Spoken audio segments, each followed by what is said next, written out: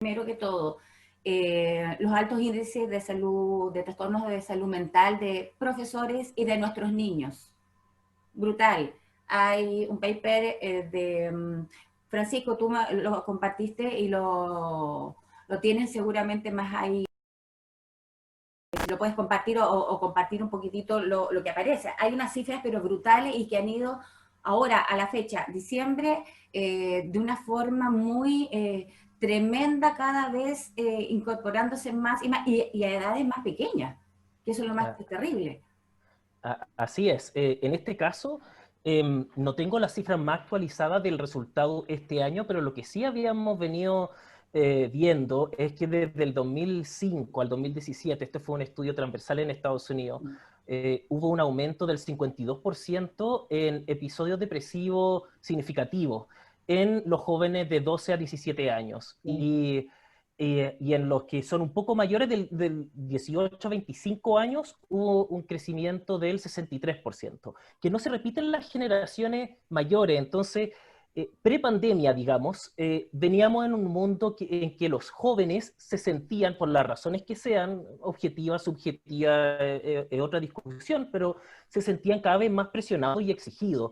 Y que justamente lo divertido de este estudio es que coincide con el comienzo real de la difusión de las redes sociales, y es la generación que en estudios sociológicos la llaman la iGen, la generación Y, como cuando empezaron estos los iPhone y todo eso, que hoy día ya quizás no es el mismo fenómeno porque no tenemos más conciencia, ¿cierto? Quizás de los costos, de las limitaciones que puede tener, pero esta primera generación de prueba en que la cosa pasó de 0 a 100 kilómetros muy rápidamente, mostró efectos en la salud mental. Y lo otro, que es parte de esta adaptación, y por eso el modelo híbrido que mencionaba Guillermo también tiene mucho que decir a su favor, es que está este otro estudio en que lo que se lee en pantalla se retiene menos de lo que se lee en una hoja de papel. Sí. Tengo acá los datos para mencionárselo. Es del 2013 de Anne Mangen. Y es que por algún motivo que me parece que ahí plantean hipótesis, pero no tenemos claro, existe menos retención leyendo en formato electrónico. Entonces, y como decía Tulio, también la comunidad, lo presencial, siempre va a tener un lugar, y la cosa, la sala de clase, compartir un espacio físico, no solo virtual, compartir incluso la gestualidad y la materialidad quizás de los escritorios, de la ventana, por ejemplo, un colegio que esté bien llevado, que esté limpio, con buenos jardines, con una linda vista, es una cosa, es un, es un apoyo psicológico y bueno, si quisiéramos entrar en esa dimensión espiritual para el alumno, que le da mayor resiliencia, le da una reserva a la cual recurrir en situaciones de frustración o lo que sea. Y un poco tomando ahí algo que comentabas tú, que es muy interesante también, esto de cómo se fortaleció. Efectivamente, el ejemplo es un poco cliché, pero ahí está, ¿cierto? En el fin del Imperio Romano en Occidente, por lo menos, en que la cosa venía ordenada por el orden existente, pero cuando desapareció empezaron a aparecer la colaboración, como lo que decías tú de estos colegios que están apadrinando a otros en una forma que no había ocurrido antes. Claro. Y eso ocurrió en una primera instancia quizás por supervivencia, ¿cierto? Cuando colapsaron las ciudades y la gente se fue ahí fuera de la ciudad a los campos y empezaron a organizarse en esta estructura de feudal que les permitía protegerse mejor, ¿cierto? De las invasiones constantes, pero al mismo tiempo ese compartir termina generando comunidades y comunidad educativa, a veces, que también ocurrió en la Edad Media, o de otro tipo, gremios, pero a lo que voy es que la crisis que genera estas distintas formas de encontrarnos y de colaborar termina creando instituciones que quizás a futuro van a ser las que llevan renovación o la nueva, el nuevo estándar de cómo se hagan las cosas, digamos. Sí, claro. Gracias, Francisco. Voy a Tulio. Voy a las frases, no son frases cliché, creo que son frases que nacen del corazón, pero de qué manera y en que estamos en el proceso adecuado, estamos en el momento adecuado para poder decir que la educación es un textual proceso transformador. Lo habla el rector de la Universidad Católica, el señor Sánchez, el señor Vivaldi, plantea la educación es la estructura para poder seguir y construir una sociedad más justa. Eh, Hablan también, sin la educación como proyecto país, la transformación social es imposible. Eh, Todas las acotaciones planteadas en este último, y vuelvo todo esto, formas de poder plantear a través de redes sociales, periódicos, etcétera, han sido más allá del tema curricular, volvemos a lo mismo, a un tema social, como gran palabra y gran letrero, trabajemos en la educación. Y me voy hoy día que aparece lo que habíamos comentado los alumnos del ACE en la toma del DEMRE por el tema de esta prueba de transición educacional. ¿Es la educación ahora el gran tema transformador, Tulio? ¿Es ahora, es una quimera? ¿Es una utopía? ¿De qué forma empezamos?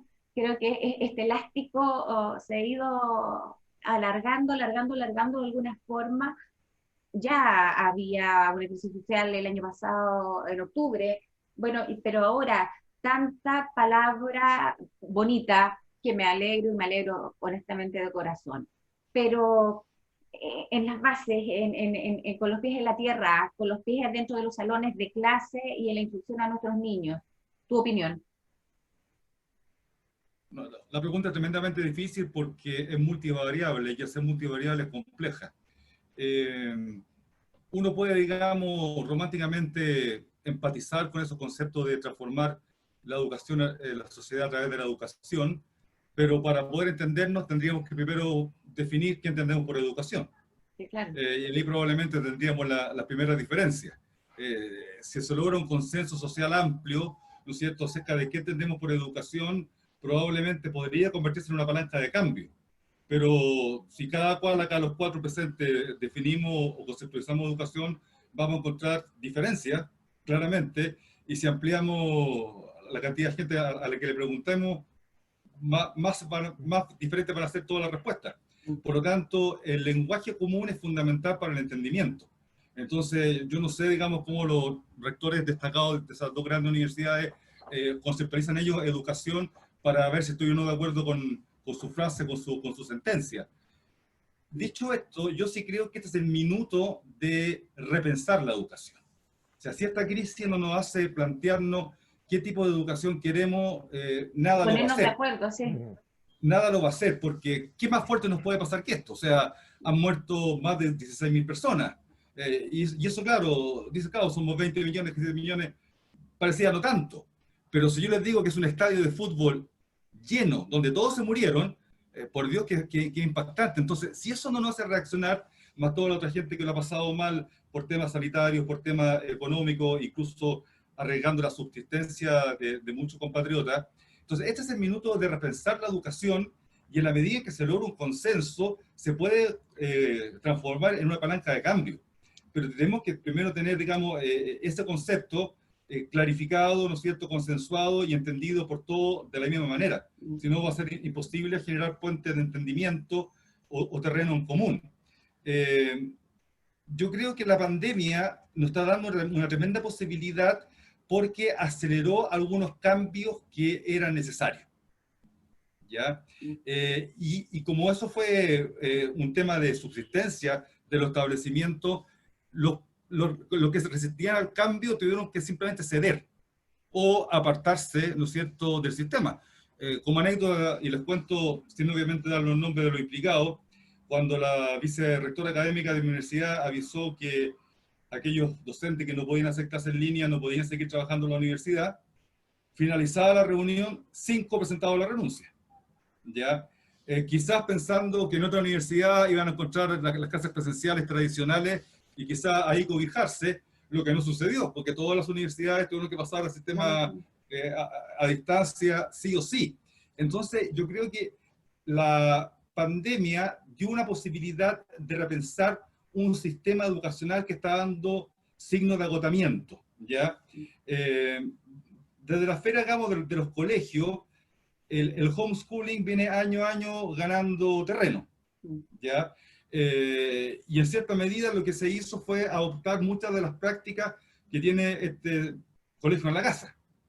Entonces, esa tendencia ganó terreno, digamos, con la pandemia, porque ellos ya habían adelantado todo el tema tecnológico, todo el tema de las plataformas, todo el tema de la adaptación de los materiales presenciales para ser usados de manera virtual.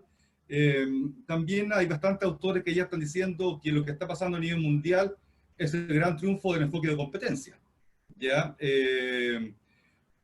Y puede que sí, porque una de las dificultades más grandes que yo siento que he tenido la enseñanza a distancia es cómo uno valoro el sistema, mido su impacto y pondero los avances de los estudiantes.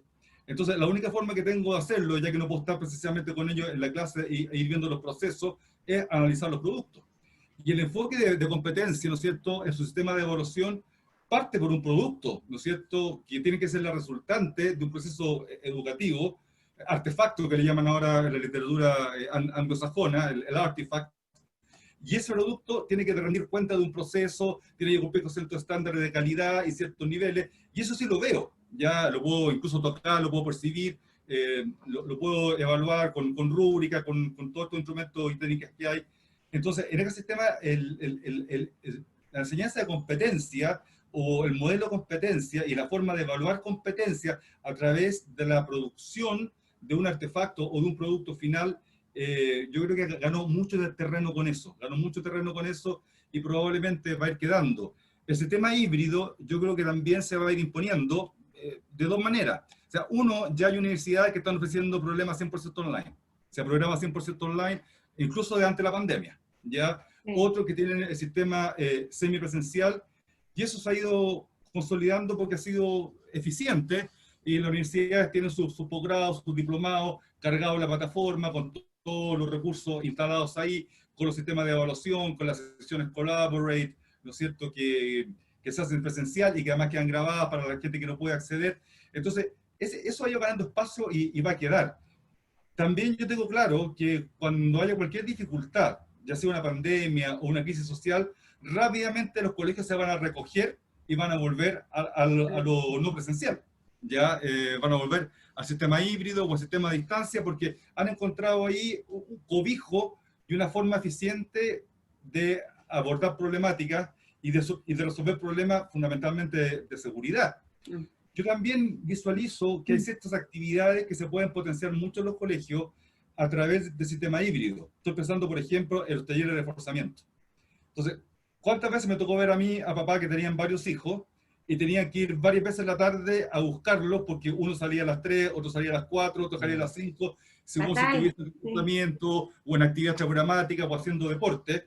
Entonces, ya con esto, si el hermano sale a las 3 y yo tengo que ir hasta las 4 en reforzamiento, o sea, nos vamos toda la casa a las 3 y haremos reforzamiento vía online, ¿ya? Yo creo que eso puede ayudar mucho también al tema, digamos, del sistema híbrido para que se vayan consolidando. Si nosotros aprovechamos esta oportunidad y somos eficientes y comunicamos bien y tenemos la capacidad de convencimiento, vamos a lograr que ciertos cambios se vayan consolidando y se conviertan en innovaciones. ¿Ya? La innovación es el cambio ya consolidado. Conceptualmente, digamos, se entiende así y es un cambio positivo. Por lo tanto, si nosotros manejamos bien y somos eficientes, vamos a lograr que ciertos cambios forzados se consoliden de manera positiva y terminen siendo innovaciones que impacten favorablemente el sistema. Otro tema que yo creo que ganó mucho terreno es la colaboración entre lo público y lo privado. ¿Ya? Sí. Yo ya estaba escuchando algunas voces más radicales del sistema público que decían, ¿cómo es posible que la educación pública tenga que depender de proveedores privados? Pero si no hubiera sido por los proveedores privados, no hubieran podido darle continuidad al sistema. Entonces, más que estar tomando esta dicotomía radical, lo público no es compatible con lo privado, tenemos que establecer esos puentes entre el sector público y el sector privado para que ellos también nos vayan entregando los recursos, los materiales, vayan de cierta manera apadrinando o financiando la educación pública a través de sus productos, que son los que le van permitiendo, ¿no es cierto?, darle continuidad al sistema. Entonces, en ese sentido, si bien es cierto, esto ha sido difícil, ha sido complejo, yo veo el próximo año con bastante esperanza porque ya tenemos un cúmulo de experiencia y de conocimiento adquirido. Tenemos también una suma de errores que hemos tenido que reconocer y asumir, y en la medida que nosotros lo vayamos trabajando, se van a ir convirtiendo en fortaleza y en virtudes. Por lo tanto, todo parecía indicar que presencialmente en marzo no vamos a partir. Probablemente, por suerte, un sistema con aforo reducido y un sistema de turno de asistencia a los alumnos, pero ya con una estructura un poco más sólida, ya con un conocimiento acumulado que ha sido bastante significativo porque ha sido profundo, sí, y porque nos ha afectado a todos. Y yo creo que también nos hemos ido dando cuenta que los papás tienen un rol muy importante que cumplir en el proceso educativo. Fundamental. Sí, muchos papás habían tomado esta actitud cómoda, lo lleva al colegio, y que el colegio se haga cargo, y yo voy a cuarto medio a buscar el certificado de egreso, nada más, ¿verdad? En cambio ahora los papás han tenido que estar en la casa viendo que los niños se conecten, que hagan los trabajos, que se levanten, que descarguen los materiales, ¿no es cierto?, que completen la guía. Eso hay que enviarlo al colegio para que los colegios puedan a su vez retroalimentar a los estudiantes. Entonces yo creo que ese involucramiento de los padres es muy necesario, es muy beneficioso, y también nos ayuda a nosotros para que los papás se den cuenta que educar a su hijito no es tan fácil. Entonces, en ese sentido, se fortalece mucho el rol docente, ¿ya? Y también se potencia mucho el rol de los padres como primeros educadores. Yo creo que esas podrían ser algunas ganancias que nos podría dejar la pandemia. Sí, totalmente de acuerdo. Yo creo que el rol de la familia, y bien dicho está hace por tanto tiempo, somos como familia los primeros educadores, los padres. Y de ahí en adelante viene el otro proceso de cómo yo profesional me puedo ir aportando a este proceso hacia la familia. En estos periodos complicados, obviamente los niños no se iban a despertar. Un niño chiquitito o de primer ciclo, Guillermo, ayúdame tú ahí, ¿cómo lo voy a despertar?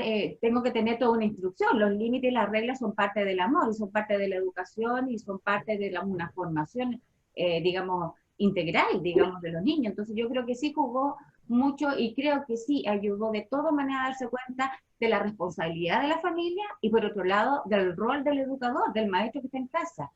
Y con eso voy y te pregunto, Guillermo, ¿tú crees que este consenso que bien planteaba Tulio, a través de llegar a un acuerdo de lo que queremos como el sentido real de educación, se puede llegar a ser efectivo? Porque sí es necesaria una mancomunión de todos los actores en las esferas más amplias para hacer una bajada al sistema real.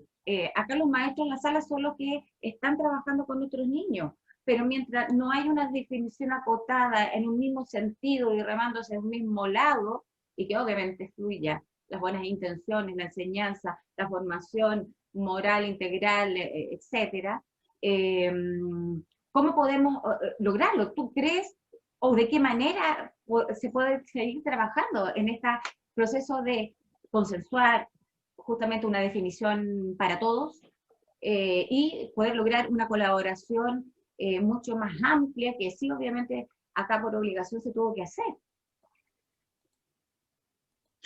Sí, mira, estoy totalmente de acuerdo con Tulio desde esta frase de debemos repensar la escuela, ¿ya? Y tal vez no ser tan romántico con estas frases cliché, de encontrar todo el romanticismo en la educación, que me parece súper bien, que exista, me parece que es necesaria, pero pensar en que vamos a cambiar todo esto por lo que hemos pasado sería casi ingenuo, por decirlo de alguna forma, porque obviamente no va a ocurrir. Sabemos que nuestro interior nos dice que ojalá que reformulemos esto, que comencemos a repensar la escuela, pero también debemos ser súper realistas y debemos pensar que cuando exista la vacuna, y tal vez a mediados de julio, agosto del próximo año, muchos colegios van a querer volver a hacer lo que era habitualmente su tradición,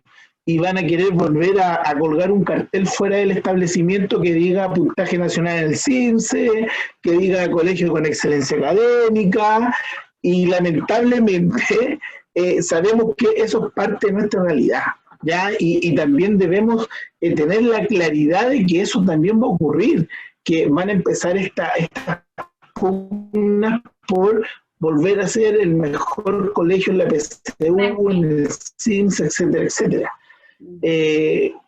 ojalá que esto lo repensemos y hagamos un trabajo realmente colaborativo.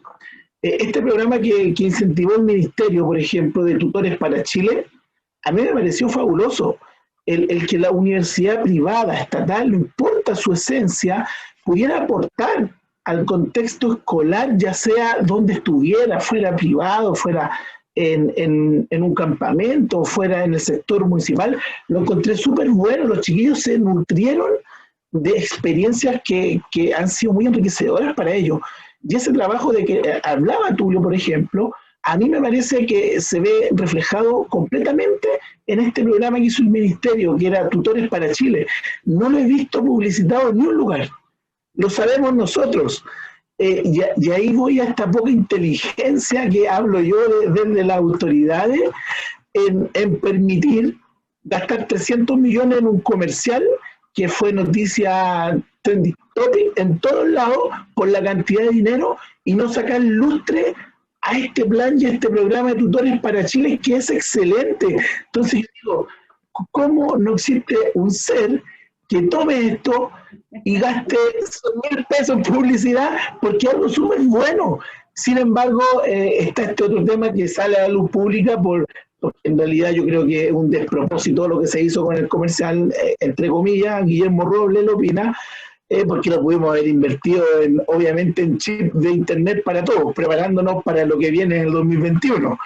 Entonces yo creo que lo primero que hay que hacer, Erika, es una inteligencia emocional por parte de las autoridades, de decir, oye, no sacamos nada con seguir peleando, juntemos todas las fuerzas que nosotros tenemos, porque esto va a contagiar a los docentes, esto va a contagiar a los padres y a los apoderados, porque finalmente son esos actores los que llevan el tema de la educación.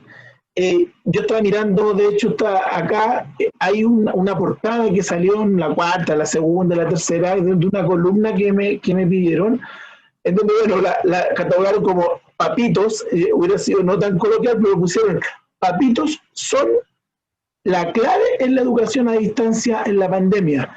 ¿Y quién mejor que esa frase para ilustrar lo que nos decía Tulio en el final? Son ellos los que yo dije en esa entrevista, me saco el sombrero con los padres, de verdad. Pasaron de, como decía Tulio, de dejar al estudiante en el aula y después de recibir una certificación a estar dentro de eso. Y yo realmente lo encuentro de aplaudir. O sea, le estamos pidiendo a una persona que no tiene o que tiene cero dominio pedagógico porque no estudió para eso, no está preparado para esto, que asumiera un rol que lo teníamos nosotros en el aula. Entonces, eso lo encuentro yo, de verdad que lo encuentro notable. Yo creo que ahí nosotros le debemos dar un punto gigante a los padres y apoderados porque tuvieron que asumir de un día para otro una función que les compete, que les corresponde, pero no al porcentaje de exigencia que se les pidió durante este año. Entonces yo encuentro que es netamente valorable. Y desde las autoridades, también por ahí hay un artículo que estuve leyendo por varios lados y yo di una entrevista en que yo creo que hay 4 puntos centrales, Erika. Hay 4 puntos centrales en los que nos debemos enfocar para poder retomar en algún momento la presencialidad, ¿ya? Y que es lo que se ha estado hablando durante un año. Dentro de esta columna yo digo, primero está la opinión y la participación de todos los actores del sistema, ¿ya? Si queremos considerar en algún momento un regreso, una reformulación a clase, lo que debemos hacer es trabajar con los docentes, con los apoderados, con los estudiantes. Esa triangulación, ese trío de actores educativos son principales, son ellos quienes llevan un proceso de aprendizaje en el aula o a través de una pantalla. Y me cuesta pensar que existan varias acciones sin involucrarlos a todos ellos. Creo que es un tremendo error confeccionar un plan sin escuchar la opinión que ellos pueden tener. Sí, creo que es casi ser poco estratégico con respecto a lo que va a venir. Tener un respaldo económico. Todos los establecimientos deben tener esa tranquilidad de que en el periodo de retorno va a ser primordial tener una tranquilidad económica a los centros educativos, que ellos puedan decir, ya, voy a poder hacer esto, voy a poder implementar estas estrategias que me están pidiendo, porque pensemos que en la realidad muchos apoderados que decidieron no enviar o tenían decidido no enviar a sus niños, niñas o pequeños a los establecimientos, tienen relación con inseguridades también económicas con respecto a lo que pasó con el estallido, lo que vino con la pandemia, y eso yo también lo tengo que llevar hacia este nivel que es más macro, porque es lo que le pasa a un director. Cuando le dicen, tiene que retomar, pero ¿cómo retomo si yo no tengo la infraestructura de Inglaterra ni de España donde dividieron los cursos? ¿Cómo contrato a dos profesores para que se hagan cargo del mismo curso? Yo creo que opinión de todos los actores, respaldo económico hacia los establecimientos, creo que debemos pensar sí o sí en un descanso y un receso. Yo creo que es primordial. Cuando esto pase, yo creo que aunque digan, no, que hemos perdido tanto tiempo, si ustedes me preguntan a mí, Guillermo Robles, yo soy de la idea de perder 2 semanas más tal vez, pero que los chicos descansen, que no estén con este tema de que hay que conectarse, de que tengo que hacer 1000 guías, que fue el primer error cuando tratamos de llevar la educación presencial a lo virtual, era mandar guías. ¿Por qué? Porque de hacer lo mismo que hacíamos presencial, pero con una pantalla. Y en algún momento nos dimos cuenta que no, que la educación virtual online es distinta, tiene otras metodologías, tiene otra estrategia. Tengo que aprender a usar lo que es la clase invertida para que el estudiante llegue con algún conocimiento y yo pueda ir trabajando. Me fui dando cuenta de eso. Entonces yo creo que es primordial, por tercer punto, un descanso y un receso que les permita a los estudiantes comenzar a trabajar esto que decía Francisco, la emocionalidad. Yo creo que debemos estabilizar, primero que todo, la parte emocional, hacer esta contención socioemocional en la vuelta a clases. Y luego de eso, comenzar de alguna forma a retomar todo lo que tiene que ver con las bases curriculares, con la priorización, etcétera, etcétera. Eso, Erika. Justamente yo creo, bueno, volvemos a lo mismo, a este equilibrio de poder lograr una estabilidad emocional. Y en la historia, Francisco, ¿cuántos episodios de crisis nos han mostrado el antes y el después? El por qué sucedió y el por qué cambiamos las formas. Entonces, para ti, tu visión de esto, y volvemos a lo mismo, sí hay esta sensación de dulzura poética en ciertas formas de tomar los datos más blandos en el sentido de la palabra sin la actitud del hacer. O sea, aquí es prioritario el poder traducir a la acción lo que podemos verbalizar y lo que anteriormente hemos pensado. Entonces, en función a lo que nos ha ido pasando como estructuras, como país chico también, no me refiero a país chico, digamos, poblacionalmente, sino que a un país joven, adolescente, 200 y algo de años, en comparación a otros grandes países europeos, así qué sé yo, es muy adolescente y quizás esta crisis, según tu opinión y según la historia que también la hemos comentado en otros conversatorios, a tu parecer, ¿cómo vamos a tratar de poder guiar estos procesos? Porque obviamente la contención fue fundamental, de todas formas, el poder, resumiendo un poco, la función y el rol de la educación, el tema de la conectividad y el tema de hacerse uno responsable como docente, primero que todo, como padre, y darle esta instancia a los niños que ellos son los únicos constructores de poder trabajar en la formación de su forma, para el aportar, para el crecer, para el formar personas. En esto, acá no ha terminado, ahora, 2020, reitero, diciembre, en adelante, en esta crisis que todavía está acá, está inserta, aparecen nuevas cepas, lo hemos estado viendo ahora último también, muchos más datos, esta cantidad de gente que anda por todos lados sin cero capacidad de empatía con el otro, y me refiero a la exposición afuera, en los comercios, en las calles, etcétera.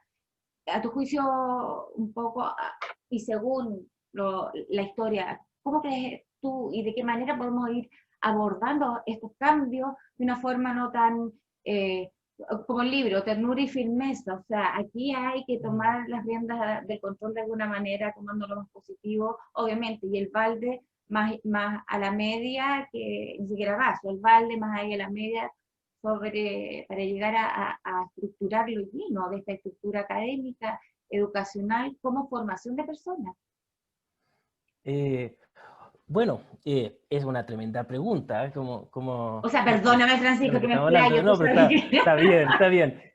Pero, porque involucra, sí, entiendo perfectamente. Como decía Tulio ahí hace unos minutos, una pregunta multivariable, y es muy difícil determinar cómo van a terminar las cosas, porque fundamentalmente va a depender de cada uno y de muchas personas. Entonces, pero es interesante. Ahí yo me acordaba, entre paréntesis, cuando lo que está comentando Tulio sobre esta cita de qué significa educación, efectivamente, porque si uno mira a los mongoles, digamos, en el año 1180, 20 años antes de Gengis Khan, digamos, la educación era que a los 4 años el niño se pudiera subir al caballo para que a los 7 años estuviese disparando arco y flecha, con lo que hoy que educación siempre va en el contexto de una sociedad, ¿cierto? Y de la visión de mundo de esa sociedad y de los valores que tiene, que en ese caso era la capacidad de poder expandirse, ¿cierto? Y pelear con las tribus rivales. Entonces, yo creo que esta crisis que pasa por la educación sin duda y que la educación va a salir transformada sin duda,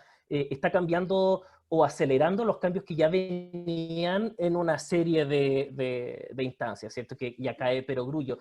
Se ha mencionado acá también el estallido social, y eso es parte también de las tensiones acumuladas en sistemas que estaban viendo ya alguna forma de cambio en el horizonte y que de repente estas cosas se precipitan. Y que la precipitación no siempre, ni generalmente diría yo, es la forma final que toma, pero sí es el comienzo de algún reajuste como de placas tectónicas. Entonces, en este proceso que vamos a salir con una economía transformada, porque efectivamente la cantidad de sufrimiento de gente, o sea, de quiebra, de gente que su trabajo se ha visto limitado. Yo estoy conectado con el mundo rural y ahí ha sido menor el impacto, digamos, en la gente que está en ese ámbito, pero todos los otros servicios en las ciudades también se han visto afectados, digamos, gente que ha visto cambiado su vida del día a día, y esos cambios en el día a día de cualquier tipo terminan cambiando la cultura, ¿cierto? Generan cambios en la cultura y por lo tanto cambios en la forma de vernos a nosotros mismos, ver a los demás y ver nuestro lugar en la sociedad o en el mundo. Entonces, lo que tenemos claro, esto es una forma de decir que tenemos claro que de acá salimos cambiados probablemente irreversiblemente, y que eso puede ser para mejor y puede ser para peor y probablemente hacer una mezcla. Pero lo que sí sabemos es que en todas estas fases de transición histórica la tendencia ha sido alguna forma de volver hacia el interior y de tomar control de lo único que en última instancia podemos controlar en el mundo, que es uno mismo, ¿cierto? Y eso fue el auge del estoicismo, por ejemplo, en la crisis del mundo helenístico, porque llegó Alejandro Magno, conquistó un imperio desde Grecia hasta India y duró 30 años ese imperio, colapsó, y todos los pueblos y reinos intermediarios quedaron en un estado de tumulto por siglos, digamos. Y y en esa disrupción del orden, la gente tuvo la necesidad de encontrar nueva identidad o nuevas respuestas, porque quizá su horizonte eran las prácticas de su ciudad y quizás de su rey, si era un reino, y todas esas prácticas quedaron transformadas sin vuelta. Entonces tuvo que replantearse las cosas. Y una de las respuestas fue esto, volverse hacia la libertad interior. De decir, yo no sé si mañana quizás mi jefe o mi profesor o quien sea, o la universidad, me va a poder apoyar de la forma que necesito en este minuto. Ojalá sí. Pero lo que yo sí puedo hacer es cultivar cómo puedo yo enfrentar eso y cómo puedo yo evitar principalmente la desesperanza y la frustración que me hagan perder la orientación. Porque tú mencionabas antes, ¿cierto?, el tema del hombre primitivo, digamos, estepárico, podríamos decir, y ahí efectivamente, o sea, como lo hablábamos en la reunión de pauta, te toca una tormenta de nieve y te dejas llevar por el pánico cuando estás en un grupo pequeño y puedes tener niños a cargo, digamos, situaciones análogas quizás a lo que están viviendo hoy día padres, madres de familia que tienen que cuidar familia y no saben, estamos en la mitad de la tormenta, no saben para dónde va, pero lo principal es retener esa calma, no caer en la desesperación y la frustración, porque hay que aceptar que vamos a vivir con incertidumbre y hay que, una vez aceptado eso, tomar la iniciativa y tomar la acción.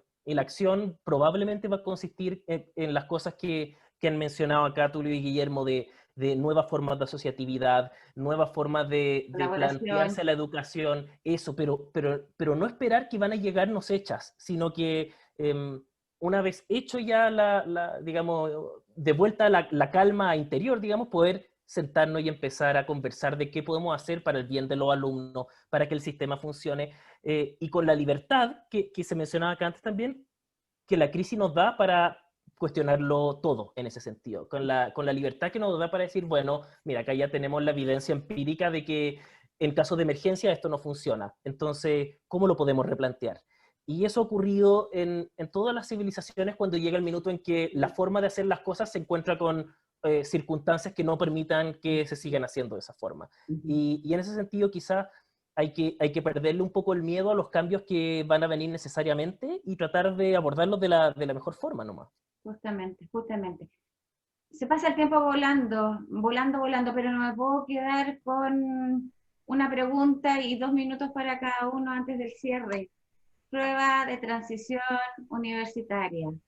Quetemón, 4 y 5 de enero 2021, 7 y 8 de enero 2021, 2 grupos separados, y esta prueba de transición que ya se está dando vuelta. Hubieron muchos problemas el año pasado, acordémonos que se filtró una prueba de historia, pero más allá de lo que haya pasado en el planteamiento, digamos, de la forma de cómo entregarla, vamos al fondo. Tulio, tu opinión de esta prueba, porque es otra de las cosas que hay que cambiar. Ahora, obviamente, es una prueba de transición, vamos a un camino hacia dónde, hacia qué. Obviamente, desde mi percepción y desde creo que de todo, es poder que los niños ingresen para poder trabajar sus habilidades, sus competencias, donde está la vocación real. No este tumulto de niños seleccionados por un par de universidades, pero no me quiero estrellar. Julio, te cedo la palabra.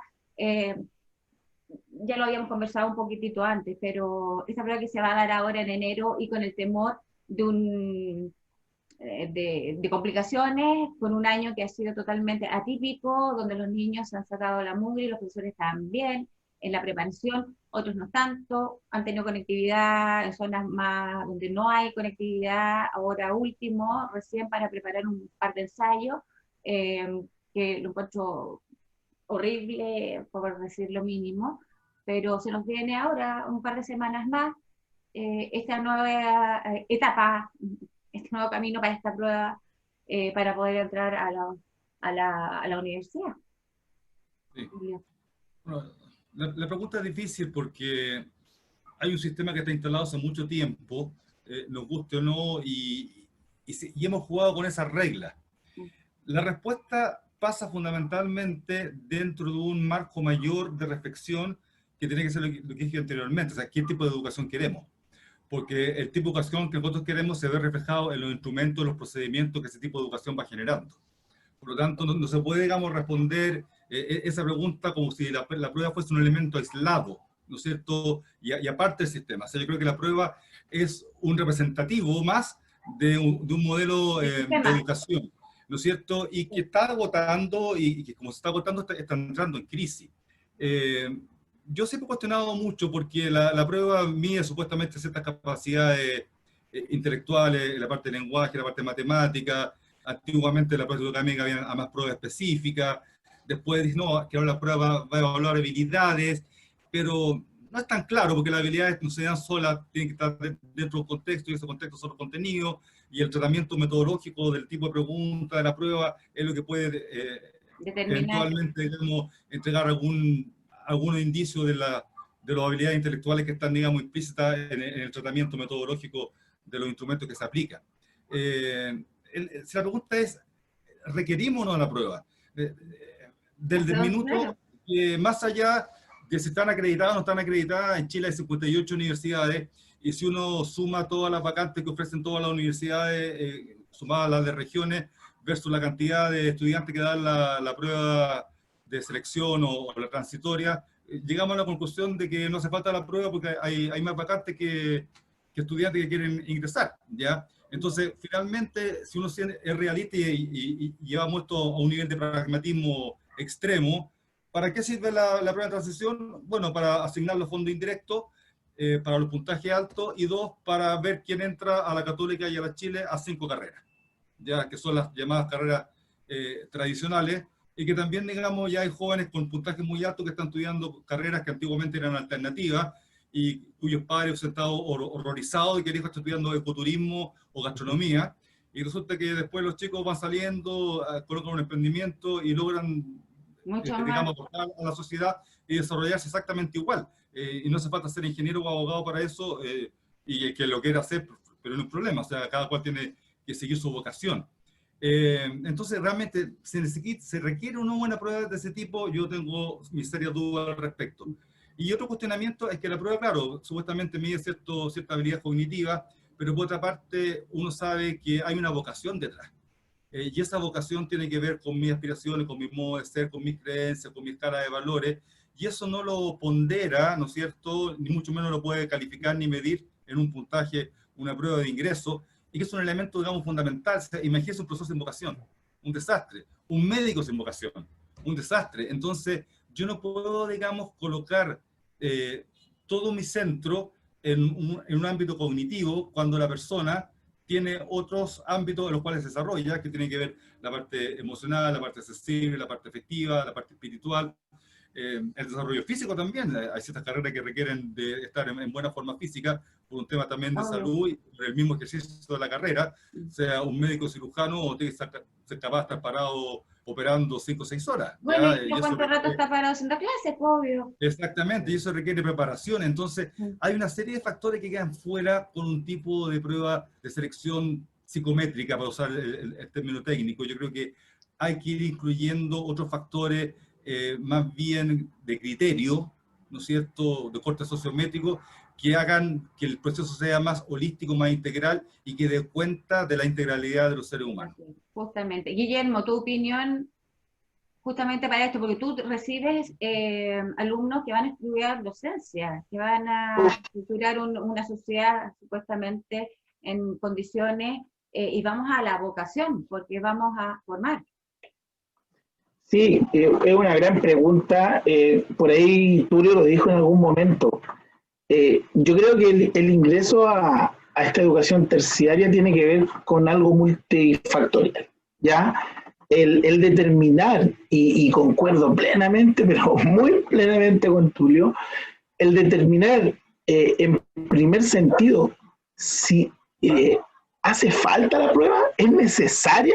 Yo creo que es la primera conversación que deberíamos tener. Ya nos dimos cuenta que la PC1 es necesaria, y la tuvimos ahí, y estuvo la discusión muy largo tiempo, muchos años, pero nos dimos cuenta que no es necesaria. Pasamos rápidamente, gracias a la pandemia, a tener otro tipo de pruebas. que no sé si será tan otro tipo de prueba, creo que es más de lo mismo.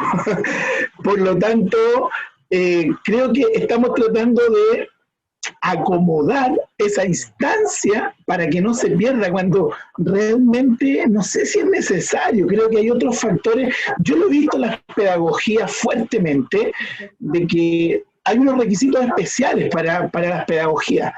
Desde ya el año 2017 hay que tener por sobre los 500 puntos, estar dentro, iba de manera gradual, primero de un porcentaje, fue subiendo al 30, se quería llegar a un 40 del ranking de la promoción del establecimiento, y cuando esto salió yo dije de inmediato, no le doy más de 3 años. Fue pasando el tiempo, al tercer año se congelan los puntajes porque se dieron cuenta que la curva era, estos están entrando a estudiar pedagogía y son estos los profesores que necesitamos. Y dijeron, si seguimos colocando exigencias como lo habíamos proyectado, nos vamos a quedar sin profesores en el año 2025. Hay varios estudios de la Católica, de la Chile, de la U de Concepción, que ya estaban advirtiendo, oye, ojo, van a seguir exigiendo y van a quedar sin profesores. De hecho, ya hay un déficit de profesores en lo rural. Ojo con eso, tal vez no lo vemos en Santiago, en la región metropolitana, pero en la parte de regiones ya existe un déficit.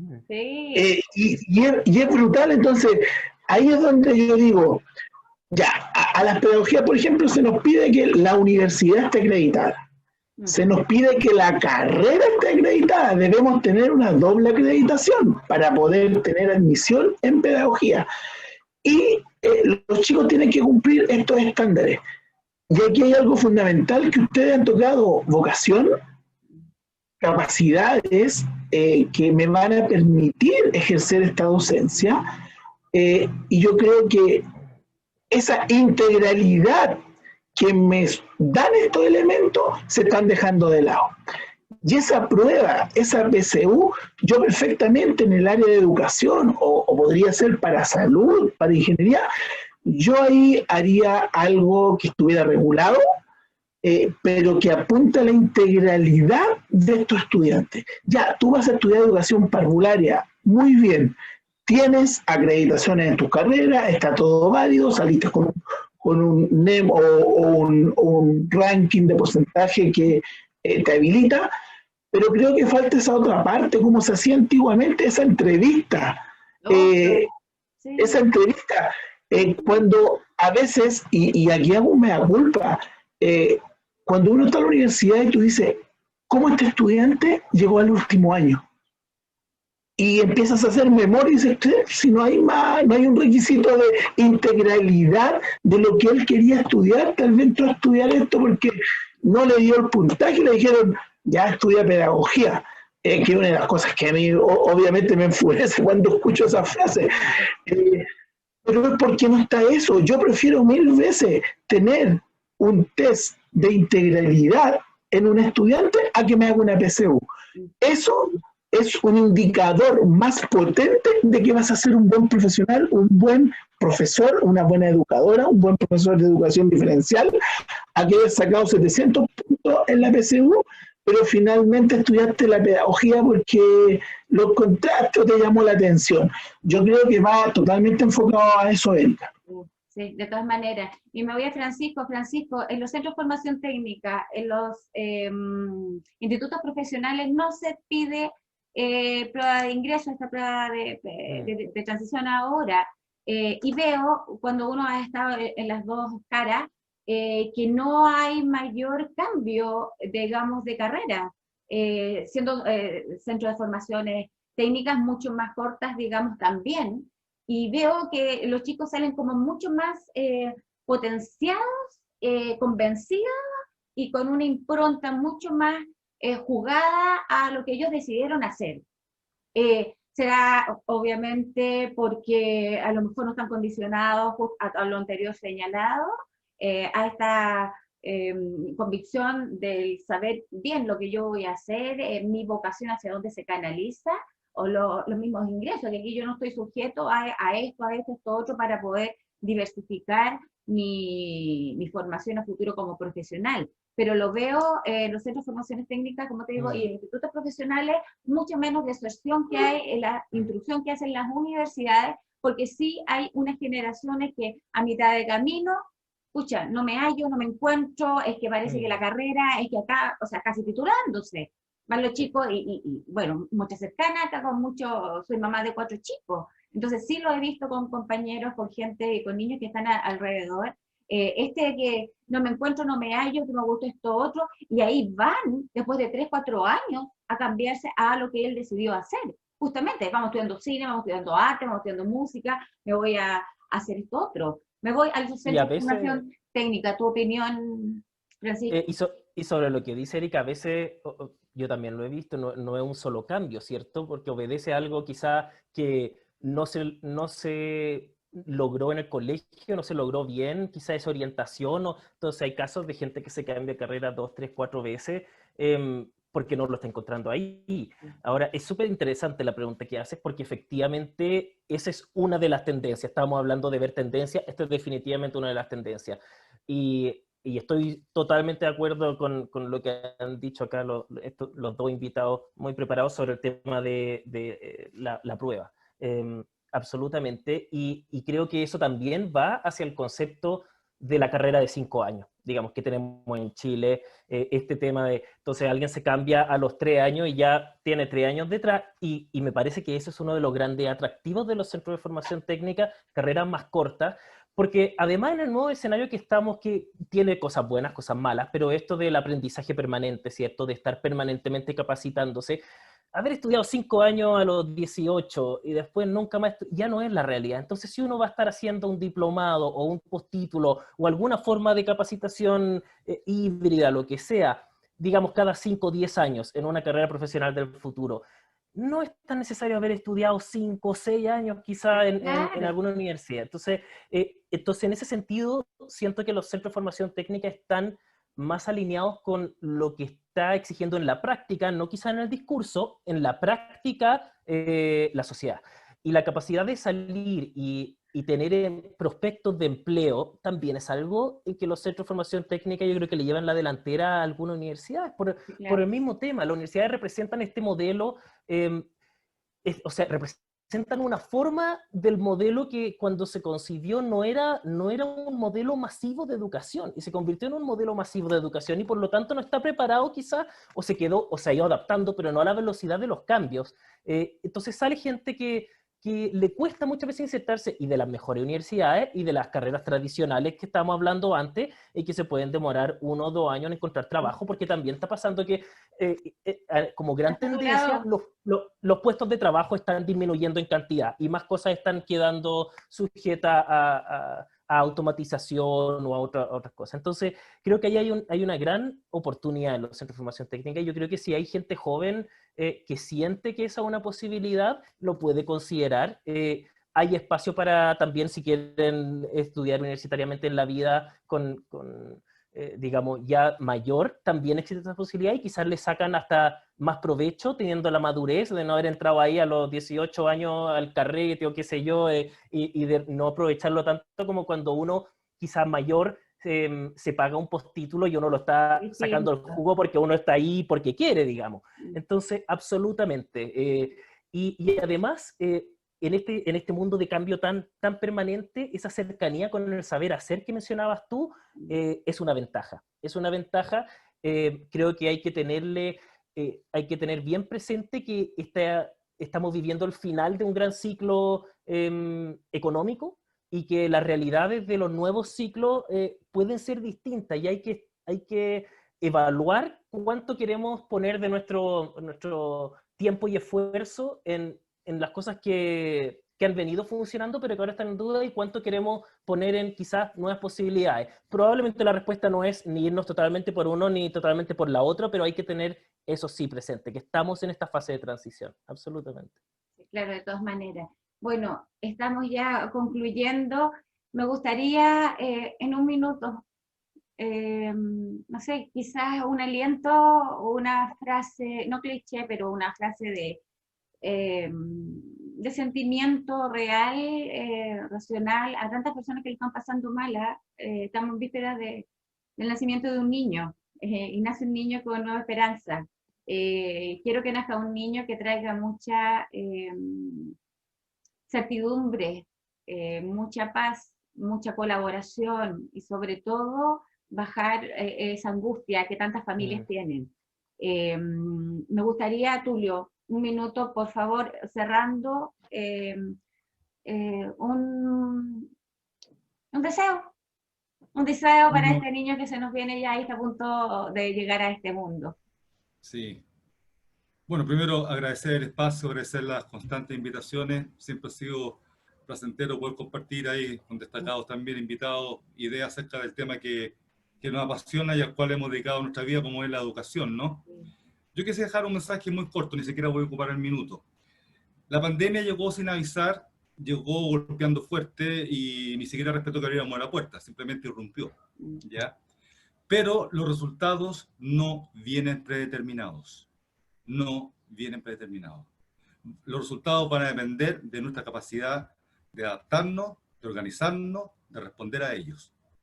Entonces tenemos que aprovechar, hacer un cambio profundo y que esta pandemia, ¿no es cierto?, que para muchos es una maldición, termine siendo, a través de un manejo eficiente nuestro, una bendición y una oportunidad de cambio gigante. Eso, gracias. Muchas gracias, Tulio. Guillermo. Brevemente, tenemos la posibilidad de repensar y entregar un plus a la educación, ¿ya? Darle este valor agregado a la escuela. Que el contenido curricular no sea lo fundamental, ¿ya? Se abre una esperanza, creo yo, para pensar una nueva escuela de manera más integral y que no sea parcelada. Yo creo que eso refleja mi pensamiento y lo que debemos ir hacia el horizonte. Y finalmente, como reflexión, siempre se la expongo a mis estudiantes, el caminar a pie descalzo por piedras filudas me va a permitir más adelante caminar más tranquilo en el pavimento. Y yo creo que eso refleja lo que nos ha pasado este año.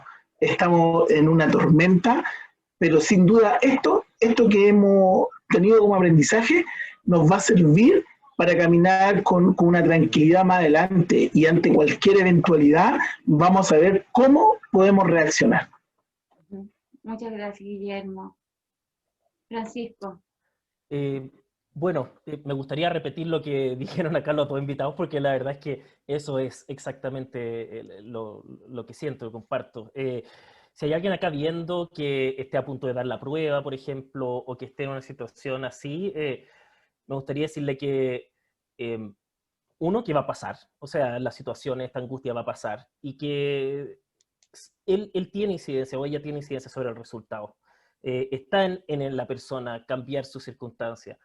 Y sea cual sea el resultado, o la crisis, o lo que pase con la pandemia, va a pasar eventualmente. Y hay que estar preparado para eso y quedarnos con las lecciones que hemos aprendido a costa de quizá gran sufrimiento, pero queda algo ahí muy valioso que podemos aplicar a futuro. Entonces, no caer en la desesperanza, saber que las cosas malas pasan y que lo que hay que saber es aprovechar esa oportunidad, aprovechar esa vida nueva que llega cuando pasa la tormenta, y poder hacer lo mejor con ella. Muchas gracias, Francisco. Bueno, simplemente desear que para todos nuestros niños y niñas haya respeto, haya equidad, haya más tolerancia y se unen los criterios para poder seguir adelante encauzando. No vamos a ser los mismos porque salgamos de esta tremenda tormenta, pero sí vamos a potenciar lo mejor que hayamos vivido en eso. Mi abrazo cordial para todos ustedes. Ha sido un honor compartir este año, directa o indirectamente. Agradezco la gentileza y la humildad de poder traspasar estos conversatorios a otra gente que conversábamos también solicitan, y por favor diga usted que a usted le pueden creer, o a usted porque uno es educador, o porque tiene quizás más conexión con más personas, o va viendo más cosas, le van a creer. O sea, qué pena más grande, pero sí hemos hecho voz, y agradezco que hayan sido tremendos cómplices, partners, que es un ejemplo de esto, de una sociedad mucho más colaborativa, mucho más equitativa, mucho más respetuosa. El que no sabe va a aprender del otro, el otro ha aprendido de los que son lumbreras, y esas lumbreras han sido transmisores de una información con una humildad tremendamente generosa. Por lo mismo para los cuatro y para todos los otros profesionales que han estado participando, y todo lo que se nos viene, porque no hemos terminado. Así que vamos a estar por ahí en contacto. Que tengan una hermosa Navidad en familia, que rescatemos lo esencial, que es la vida, lo que tenemos nosotros mismos y lo que tenemos aquí a nuestro alrededor. Y un año 2021 con mucho más confianza, con mucho más esperanza, y hacer de la educación, sí, un trabajo sociabilizante, humanizante de todas formas. Está en nosotros como educadores, sobre todo en la familia. Así que agradezco la gentileza de que hayan estado y que me hayan hecho estos encuentros tan entretenidos, que uno podría estar hablando tanto rato más, pero nos encontraremos ya en otra oportunidad. Quizás qué escenarios vamos a tener en ese momento, y vamos a recordar justamente puntos que tocamos acá más adelante.